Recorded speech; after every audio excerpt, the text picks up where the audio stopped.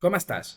Jo sóc el Ramon de l'Institut i aquest forma part d'una sèrie de vídeos on volem donar resposta a alguns comentaris i algunes crítiques que es fan a la programació neurolingüística i al coaching.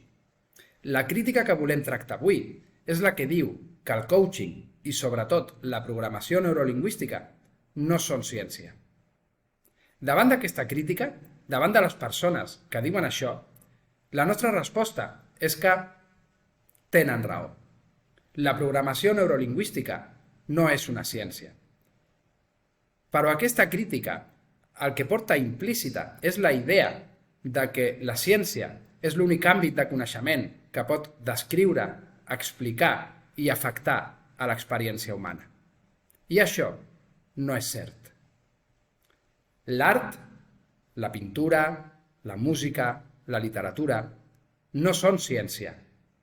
I ningú pot negar que descriuen molt bé, expliquen molt bé i afecten molt a la vida, a l'experiència humana. Per posar altres exemples, l'arquitectura, l'enginyeria, tampoc són 100% científiques. És cert que l'art, l'arquitectura, l'enginyeria es recolzen en la ciència, en molts dels seus models, de les seves eines, de les seves tècniques. I la programació neurolingüística també ho fa. Molts dels patrons, molts dels models de la programació neurolingüística tenen un fonament científic.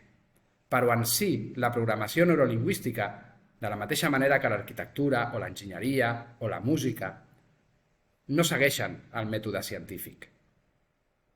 La programació neurolingüística és un model pràctic, un model que funciona, un model capaç de millorar la vida personal i professional de les persones. De la mateixa manera que ho fa l'art, de la mateixa manera que ho fa l'arquitectura, que ho fa l'enginyeria i que ho fan molts àmbits de coneixement que no segueixen pas el mètode científic. Des de l'Institut et convidem a seguir investigant i qualsevol dubte, comentari, pregunta que ens vulguis fer, estem a la teva disposició. Moltes gràcies i fins molt aviat.